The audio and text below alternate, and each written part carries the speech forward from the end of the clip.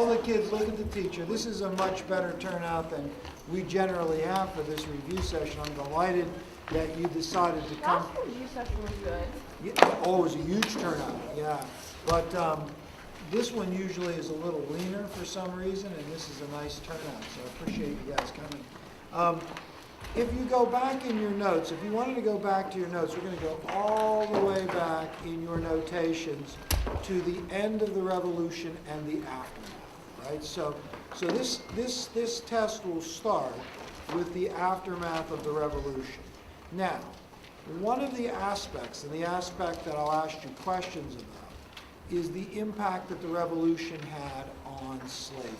So the first thing I'm going to talk with, what I'm going to ask you about is the aftermath of the American Revolution and what impact that it had on slavery. Now, there's going to be a word on the test that is egalitarian, right?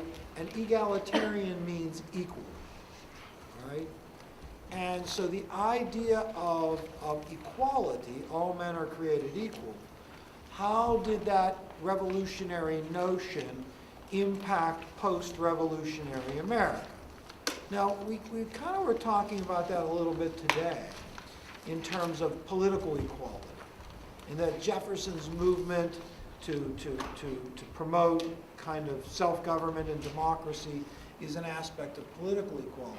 But certainly slavery is inconsistent with equality. And so did the revolution impact slavery?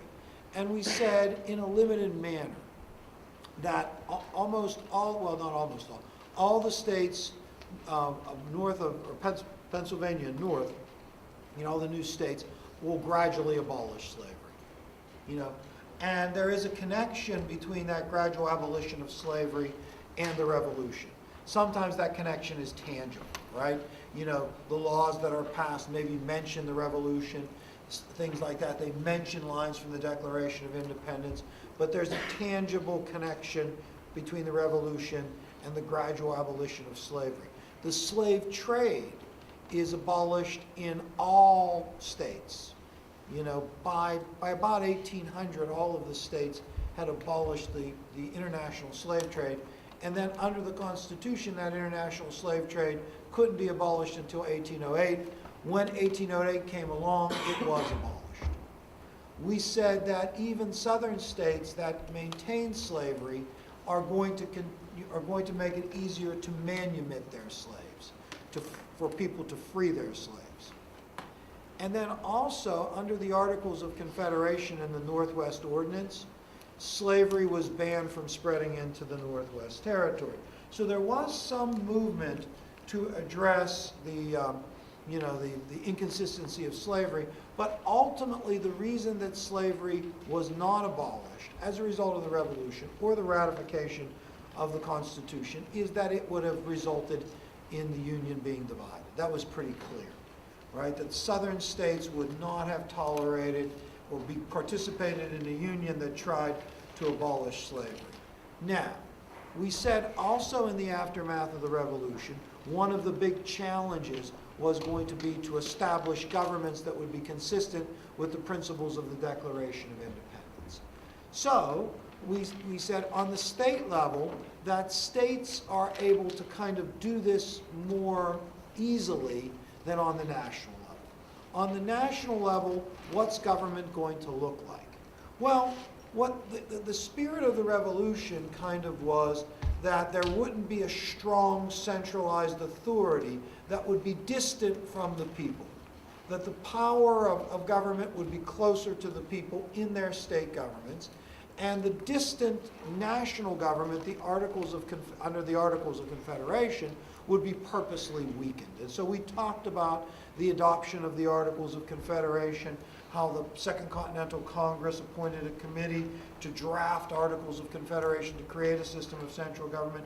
Oh, by the way, what seemed to be the biggest problem associated with the Articles? What powers did they lack that seemed to be problematic? Yes, go ahead, Bobby. Or Robbie, or Bobby, don't call me Bobby. Go ahead. They couldn't tax. Yes. The big one is they could not directly tax, so they couldn't raise revenue to pay their debts, to finance an army. In addition to not being able to tax, what was another important, yes? Yes, they could not regulate commerce among the states. And remember, eventually the movement for a stronger central government starts there. States that are finding it problematic to not have regulated commerce. I mean, really, they viewed themselves as independent countries. So they had different currencies, tariffs against each other, etc. But they were all part of the same union under the Articles of Confederation. We said the weaknesses of the Articles and the strength of state governments will coalesce in a desire by some for a stronger national government. How does Shays' Rebellion contribute to that? Let me ask you this, what was Shays' Rebellion? Well, let's start here. What state was Shays' Rebellion in? Let's start with that. Go ahead, Brendan. Massachusetts. What part of Massachusetts, Brendan? Western Massachusetts. And it was largely farmers. What was their complaint, Elizabeth, the Western Massachusetts farmers, that would cause them to rebel? That they weren't getting paid what they should have been, and so they weren't able to pay for land mortgages.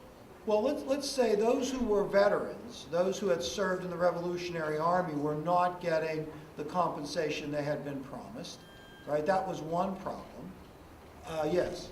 Yes. I wanted you to say that. Yes, taxation, excessive and unfair taxation, because Massachusetts sought to pay their war debts, was another problem. Foreclosures on their property because of taxation and other problems in the economy all result in these farmers attempting to petition the legislature of Massachusetts for some level of relief without success. Eventually, Shay and others are going to take matters into their own hands. They shut down the civil courts. They intimidate judges and sheriffs and others. They raise an army that is eventually put down by a privately financed army, right, by merchants in Boston. Now, I mean, certainly the potential for private property to be threatened by the Shayites and others like them was something that gave people that wanted a stronger central government a reason for wanting it. But the other thing that contributes to it, in the aftermath of Shays' Rebellion, people sympathetic to Shay take over the legislature and pass legislation that make it easier for people to get outside of their debts. We actually talked about that today in first and second period, not so much in fourth period because we didn't get there. But we talked about the case of Fletcher versus Peck, and we talked about the case of Dartmouth versus Woodward. And we said that, look, the idea of a contract, you owe a debt, right? You incurred the debt, you have to pay it. You can't appeal to the state legislature to get you out of it, right? I mean, in the Constitution, it protects that. I mean, that's one of the things that states cannot come in and relieve debtors' debts by abrogating contracts, right? So it protects contract rights. And so that's what I was making the point today. Marshall, in those two decisions, is going to reinforce that idea that a deal's a deal. State governments can't interfere like they potentially did in the aftermath of Shays' Rebellion. But nevertheless, this starts the movement for a stronger central government. Not starts it, but contributes to that movement. And we said that the Annapolis Convention is the first step towards a meeting to try to decide how the Articles of Confederation might be modified. Eventually, what becomes known as the Constitutional Convention is called for the purpose initially of altering the Articles of Confederation.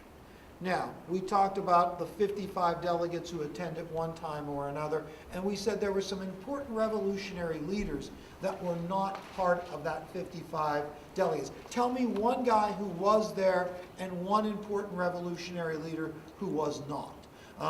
Go ahead, Elizabeth. George Washington was there, but Patrick Henry was not. Oh, that's a good one. Who can do another one? Can someone do another one? A who was and who wasn't? Dear Abigail, can you do another one? Well, James Madison. James Madison, we know that, yes. Wasn't. Who? John Hancock. That's right, those are two. John Hancock wasn't. Those are two good ones, right? So yes, some important leaders. We know John Adams wasn't there. Thomas Jefferson wasn't there. Hamilton, of course, was. So was Madison, so was Franklin. And they got together for that purpose. We said that, yes? Was John Jay there? No, John Jay was not there. How about I knew that? That was amazing, wasn't it, that I knew that? You thought you were going to get me on that one, didn't you? Yeah, you did. Yeah, you did. You thought you were going to get me. I knew that. You were going to check and see if I got that right. He was not there. Wasn't he, Robbie, don't call me Bobby? Yes, he was. All right, okay. Now, all right, in terms of the Constitutional Convention, we organized our conversation around three compromises, right? Three issues that required compromise. The first, it was the biggest and the one that there's most likely to be questions on, and that was the Great Compromise. What was the issue? What was the core issue? We know the end result of the Great Compromise is what we have today. And so if you were following the news, you know that there's a House of Representatives, and every 2 years, the members of that House of Representatives are elected directly by the people, right? And they are apportioned on the basis of population, that California has more representatives than Idaho. You know that, right? And you know that there's a Senate. Now, the senators today are elected, but in the original Constitution, they were appointed by their state legislatures, and there are 2 senators for every state, regardless of how big the state is. Look, Rhode Island is the same size as Allegheny County, and they have 2 senators. Delaware isn't much bigger, and they have 2 senators, right? So it doesn't matter the size of the state, each has 2. That's the end. What was the original issue that caused so much controversy? Yes? Big states and small states. Yes, and the conflict between big states and small states, but what we would call the conflict, yes? Representation. How would those states be represented? Funny you would bring that up, because I was reading an article in an editorial where someone was complaining that in the Senates, that the lightly populated states have too much influence, right? That California has all these people in it, but they only have 2 senators. Right? And so someone was complaining. Obviously, this is someone who was maybe more progressively leaning, that was frustrated that the Senate didn't, go towards the Democrats, in the most recent election. But they were complaining about the same things that Madison was complaining about, and the Virginians were complaining about, that caused, such a great controversy, which eventually was resolved, but with what we call the Great Compromise, which is what we currently have. Right? The other issue that caused such a great controversy was slavery, right? And that was also connected to representation. How would slaves be counted, and how would they be counted? Eventually, what was the compromise there? Yes, good. The 3/5 compromise. You probably would be well off to know, the areas of the Constitution that involve slavery. The 3/5 compromise, right? The Fugitive Slave Clause in the Constitution, right? And the prohibition of eliminating the international slave trade for 20 years. Is the word slave or slavery mentioned in the Constitution? No. So that raises an interesting question. Why not? Right? Is that to pave the way for the eventual abolition of slavery? Or is there another motive for not mentioning? Is it an embarrassment? I don't know. Yes, go ahead. It was to get all the states, mostly the South states. Yeah, obviously the South felt that there was enough in the Constitution to protect slavery for them to concede to it, right?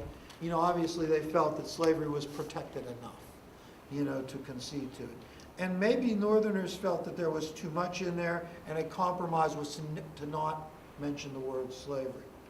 Now, once the Constitution was completed, the system by which it would be ratified is that state conventions would be held, and delegates would be elected, and they would vote to ratify yes or no. The opposition to the Constitution became known as the Anti-Federalists. What was the Anti-Federalist biggest argument against the Constitution? This is the big, go ahead, Robbie, don't call me Bobby. Get rid of the rights. Yes. There were lots of arguments, but the biggest argument was there was no Bill of Rights. State after state will debate. 9 states ratified by June of '88. Virginia and New York still had not ratified. In order to convince New Yorkers to ratify the Constitution, the Federalist Papers, 45 of them, Federalist letters were published. Who were the authors of the Federalist Paper? There were 3, were there not? Name one. Name another. John Jay? John Jay, he was not there. Remember you tried to get me? Go ahead, what's now? Madison. Madison, yes. The most famous, yes? So what was the third issue in the inaugural? Oh, yeah, I'm sorry. No, it's okay. For the Constitution was the presidency. You know, the electoral college, how the president would be elected. That was the third area of compromise. I apologize for not doing that. We did slavery and we skipped over the third one. But it was the election of the president in the electoral college. Now, in terms of the Federalist Papers, Federalist 10 was the one that we mentioned. It was written by Madison. Jake Hill, tell the kids what the argument Madison made in Federalist 10 was. Did, possible to have a republic in a large country? Yes, that it's possible to have a big republic. You know, one of the arguments was that you can't have a continental republic, you know, that spans such a large area, that Republican government can't exist on a large scale. And Madison tried to make an argument is that's where it would flourish. Right? Now, okay, the Constitution is ratified, and now the implementation of the Constitution is going to be up to the first House, the first Senate, the first President, and the first, you know, appointees to this new government, right?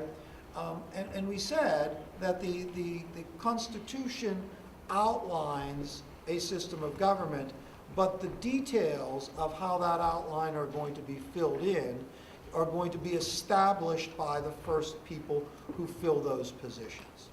In terms of the presidency, what was an example of a precedent that was established by Washington that did not exist? Go ahead, Riley. Only being in office for 2 terms. That's one, yes, the 2 terms tradition. Good. This is the happiest moment of my life. Go ahead. The inauguration, speech. Well, yeah, inaugural address. Yeah, that's another one. Good. Yes, very good. Go ahead, Tim.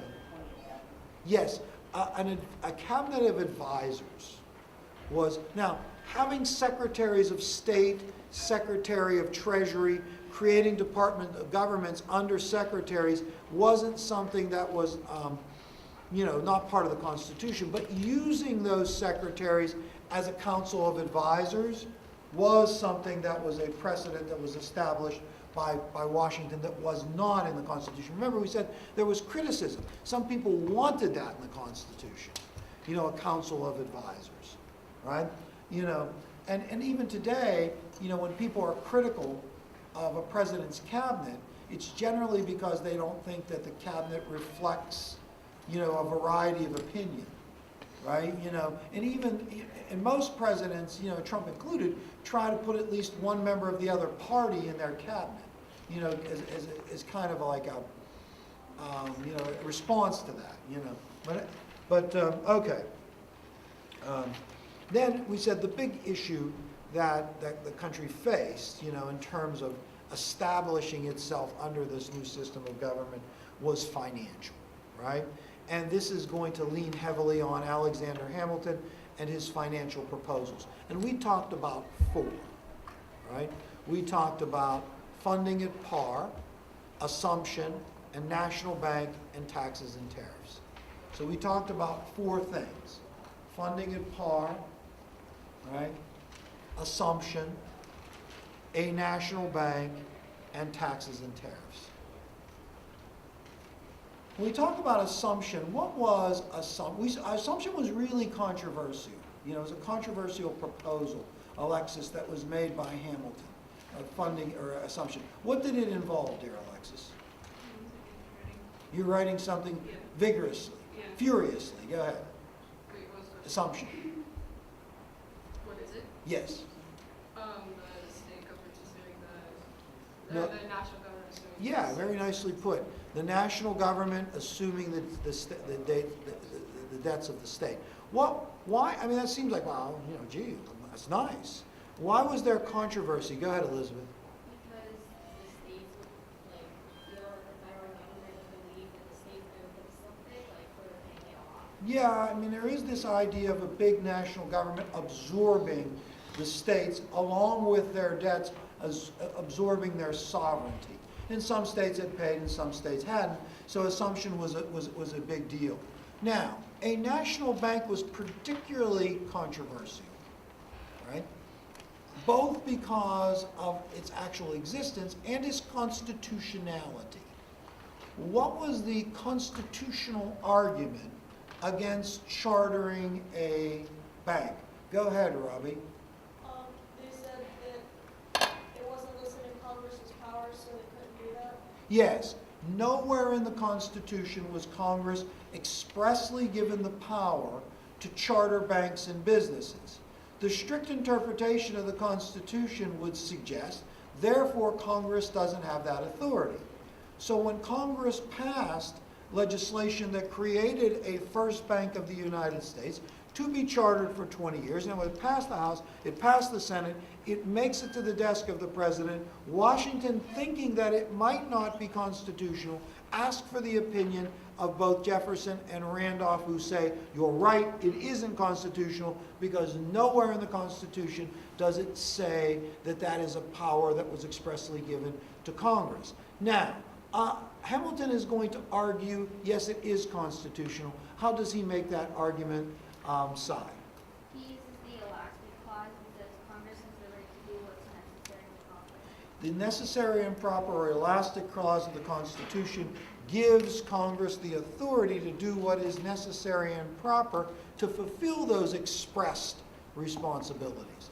Now, the broad interpretation of the Constitution is something that the Federalists are going to adhere to because it's consistent with their ideology. They want a powerful national government, right, that will assertively and energetically try to build the country. Now, the power to do that is going to be expanded with a broad interpretation of the Constitution. The Jeffersonians fear that power, so they want the Constitution strictly interpreted until it comes to the Louisiana Purchase, and then they say, never mind. Right? You know, basically, never mind. We changed our mind. If it comes to a good real estate deal, forget about all of that. It's a broad interpretation, right? Now, so we said that this argument over the national bank is resolved, and then ironically, despite the fact that the Jeffersonians so vigorously opposed a national bank, they are going to, their party itself is going to charter the second Bank of the United States in 1816, and we talked about that today. Now, another part of Hamilton's financial proposals were the taxes. An excise tax on whiskey is going to spark a rebellion in Western Pennsylvania. I mean, it's not just in Western Pennsylvania, I should tell you. The Whiskey Rebellion, the action is in Western Pennsylvania, but along the frontier, you know, there is widespread opposition and widespread defiance. You know, to me, it was interesting when I was reading your papers, no one argued that Washington's actions with the Whiskey Rebellion weren't good. Everyone said they were good. Now, some people had an actual decent explanation of why it was good, and some people just proclaimed it as such, right? You know, they just said, and it was good. There you go, right? You know, I mean, he was good in foreign affairs because of the Whiskey Rebellion. You figure out why, right? You know, I mean, so some of you did offer explanations, and others of you just proclaimed it as such. But no one, in the past we had people that argued it wasn't good, because not everyone agreed with it. I mean, some people deeply resented Washington's, you know, actions there and believed that it represented the worst possibilities for a strong central government, that a standing army would be used against people who were protesting the very things that it generated the creation of the country in the first place, right? So the Whiskey Rebellion was an important thing. Hopefully you read that article, which I thought was pretty interesting. I don't know if anybody read that article that I gave you about the Whiskey Rebellion. Now, we said that in terms of foreign affairs, the big issue that emerges in Washington's administration and is not resolved until the end of the War of 1812 is the issue of neutrality. Right? The French Revolution in 1789, creates the French Republic eventually, which Americans are generally enthusiastically in support of. But when war between France and England breaks out, eventually by 1791, then America is forced to kind of maneuver between these warring factions. And if you think about it, they have very little success in doing that. I mean, Washington struggles with neutrality, Adams struggles with neutrality, Jefferson struggles with neutrality, but gets a break for a couple of years, and eventually Madison struggles with neutrality.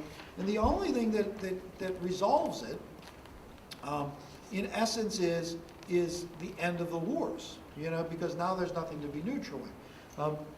Nevertheless, the French Revolution developed into war between England and France, and the question was, would the United States adhere to their treaty obligations to support the French? And the United States decides no. They proclaim themselves neutral. Washington does this unilaterally, and that proclamation of neutrality is really going to exacerbate divisions that had emerged politically. By the time Washington proclaimed neutrality, there were two political factions that emerged.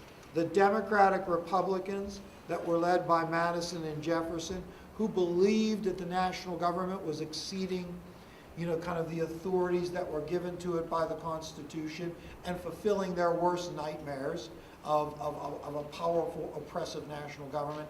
And the Federalists, who believed that the Democratic Republicans were intent on overthrowing the legitimate government that was established under the Constitution. The French Revolution and the aftermath and the issues of neutrality are going to make those issues much worse. Eventually the Federalists are going to fear a French-type revolutionary spirit in the United States that will result in anarchy and chaos and destroy the established government. The Democratic Republicans under Jefferson and Madison were feared that the Federalists will establish a British-type monarchy in the United States. And so the French Revolution heightens those tensions between those two factions. Now, even worse is Jay's Treaty. What was the problem that Jay's Treaty was intended to address?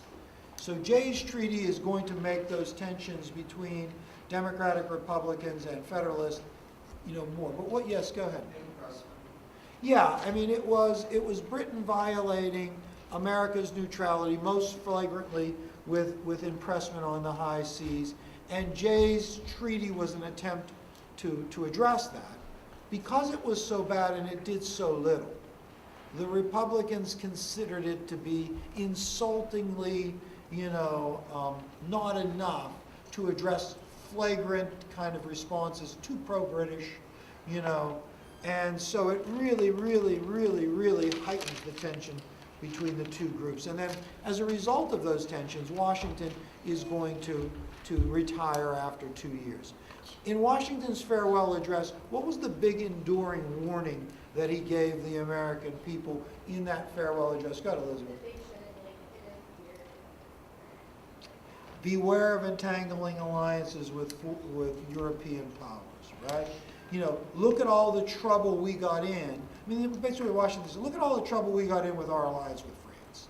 Look at all the trouble. Don't do this again, right? Don't get involved in entangling alliances with European powers. Look at all the problems that have resulted from this, right? Now, yes? Did Washington also say, don't form political parties? Stay He- within my house? Yeah, he kind of attacks the spirit of what he calls faction as well. The most enduring legacy is that don't get involved in entangling alliances. Now, remember we said the French were furious with Jay's Treaty, and so they begin to violate our neutrality, and this is the big challenge that Adams has. Adams attempts to address this by sending a delegation over to negotiate with the French. How does that end up with? What does that end up with? What eventual incident? Yes, the XYZ affair. I should tell you, this is something that people didn't use very effectively in their papers either. They said that Adams was successful because of the XYZ affair. Some people said Adams wasn't successful because of the XYZ affair. Few people explained why one way or the other. It was another one of those proclamations, right?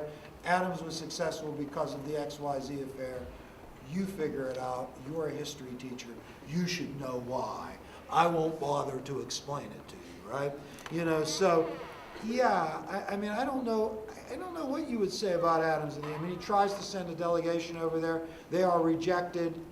What did he do wrong, you know, in terms of that? I don't know. You know, I don't know what you could, if you could credit him for trying, you know, if you would discredit it for failing, if you would attribute that to him, I don't know. But we know what happened. It fails, and it results in that quasi-war between the United States and the French. And we do know this, that in response to that quasi-war, a Federalist Congress that is now emboldened because the Republicans had been discredited because of the XYZ affair and the quasi-war, is going to push through the Alien and Sedition Acts. Right? What did the Sedition Act make illegal?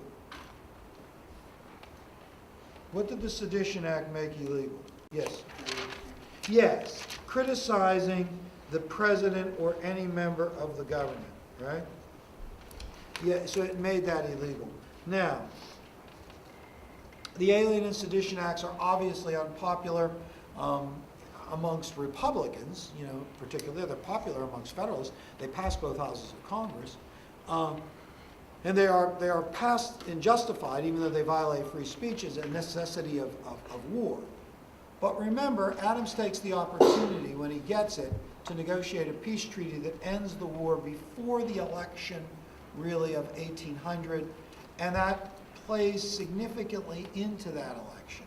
That you know, no war is formally declared, that taxes and other things have been passed to pay for it, and that kind of results in Adams's defeat and Jefferson's victory. Remember, Adams loses by a relatively narrow margin. It's only the state of New York going towards the Republicans that gives the election to Jefferson. Now, once Jefferson is elected in 1800, he calls that election, and so does his supporters, another revolution. What did he mean by that?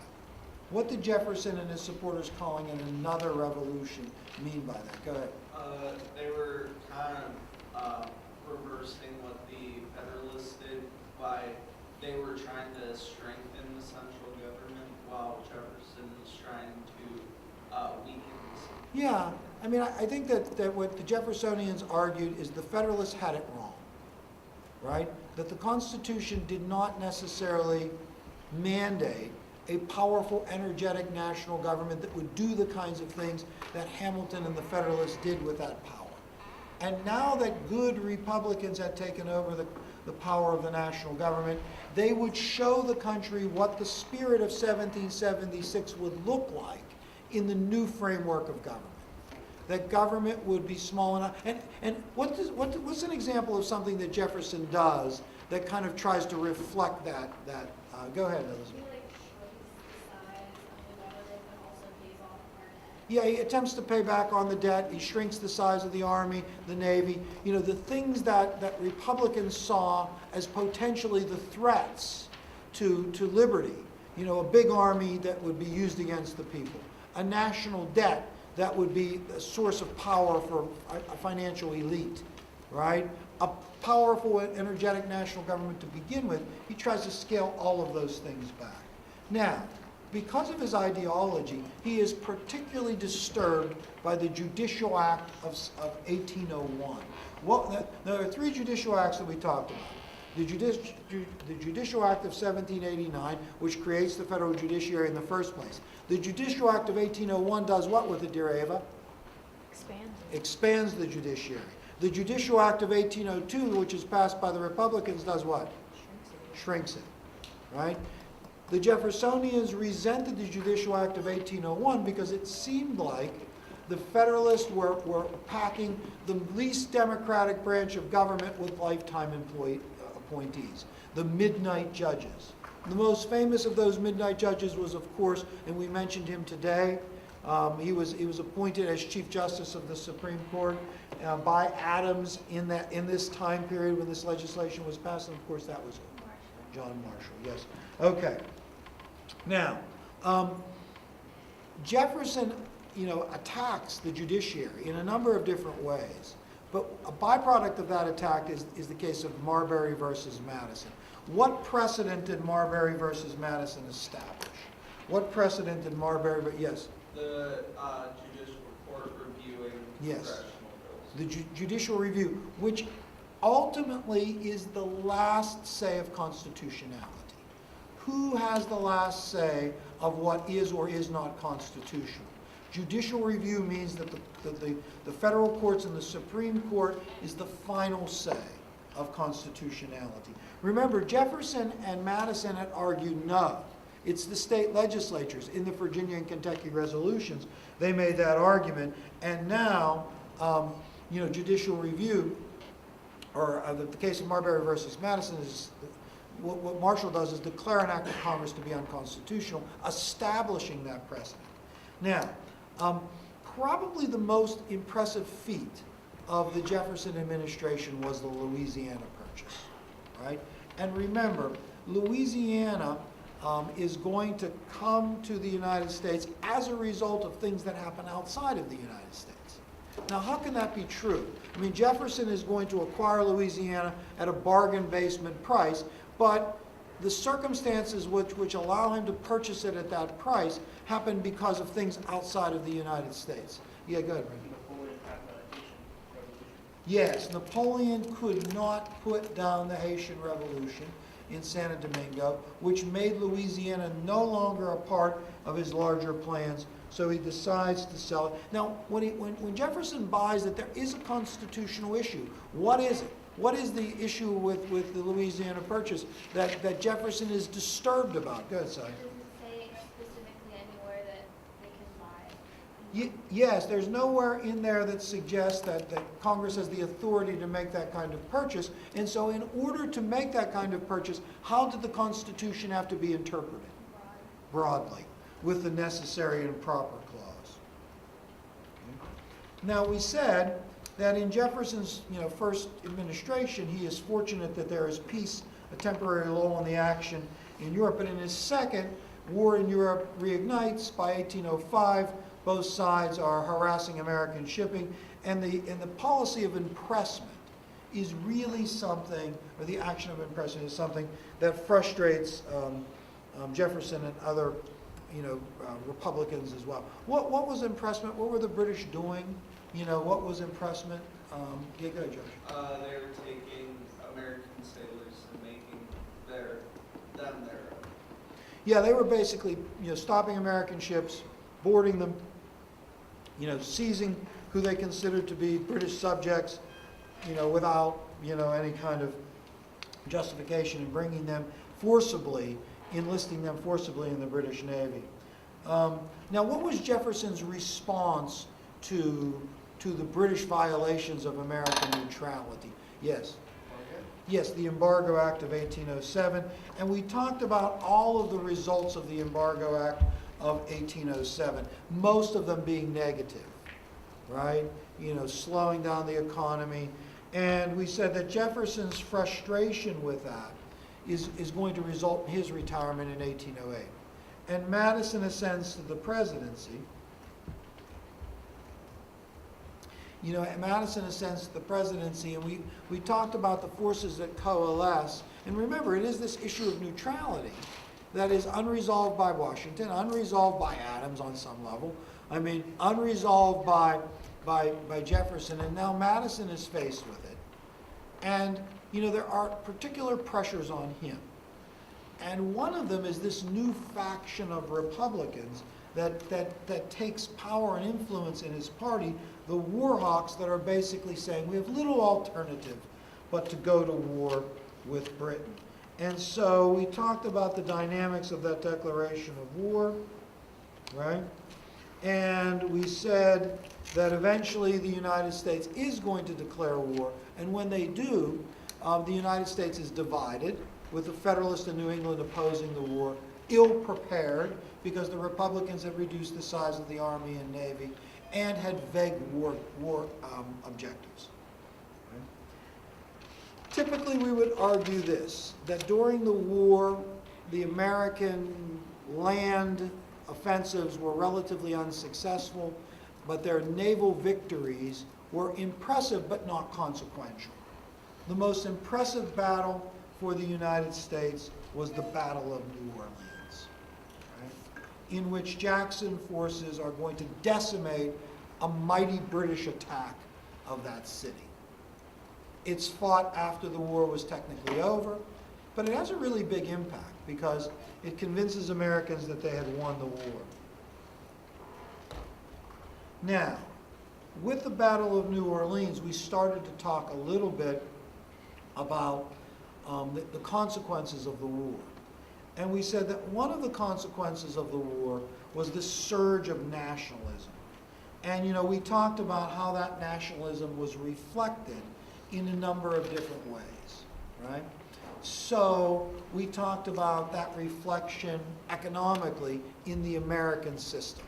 And we talked about Henry Clay and his advocacy of the American system, the idea that we should turn from the Atlantic system to the American system. But we stressed to the kids that, look, the American system would require some measure of federalism, right? You know, in order to do the things to promote kind of a differing trade network, you know, to focus New England on industrialization, in the South on cash crops, in the West on grain, on food production, you know, that there would have to be government-financed internal improvements to connect these sections, and a national bank to provide a reliable currency, and protective tariffs to protect the industry of New England. And all of these things were Federalist ideas, right? And, you know, that contributes to the demise of the Federalist Party and, you know, the kind of the emergence of one-party rule in what we call the era of good feelings, right? Which roughly corresponded to the Monroe administration. Now, one thing that contributes to the demise of the Federalist Party is the Hartford Convention. Right, the Hartford Convention. And who called the Hartford Convention and why? We talked about it today. Who called the Hartford Convention and why? Go ahead, Robbie. The New Englanders called the Hartford Convention because the Republican power was getting so overwhelming and the Federalists were dying out and they were going to return to secede from the Union. Well, I'm going to modify that a little bit. Yeah, I mean, the Federalists felt, New England Federalists felt as if they were a minority with no hope of kind of protecting their interests from the majority. And so the issue there was, how do you do that? If you are a minority like the New Englanders were, that didn't have power in the House and Senate and the power of the presidency, you know, or any faction of government, and that government can then pass embargoes or declare wars that are going to hurt your interests, then what do? Well, one alternative was secession. In the Hartford Convention, the potential for secession was certainly there. But the convention here is, rather than, you know, kind of threatening or urging secession, said, no, we want to modify the Constitution. We want to protect our interests. Right? But remember, we said, even though there may seem like there's some legitimacy to this, the Federalist opposition to the war, you know, coming at a time where there was surging national identity, and proposing these amendments seemed to be inconsistent with that identity, and it further discredits them. You know, so the Federalist Party is discredited because of their role in the war, and then the Hartford Convention really seals that for the Federalists, right? So we talked about that. We talked about the Marshall Court, and we'll reinforce that tomorrow, and we'll talk about two other things. One will be, we'll talk about tomorrow and the next day, and that will be nationalism in terms of foreign affairs, and then the emergence of sectionalism. and that's the Missouri Compromise and the Panic of 1819. And those will be the last things on the test. But we can't really review those because we haven't talked about them. So those will be over the next 2 days, and we should be ready to go on Thursday, all right? Okay, well, that's enough. Can you turn it off? Yeah.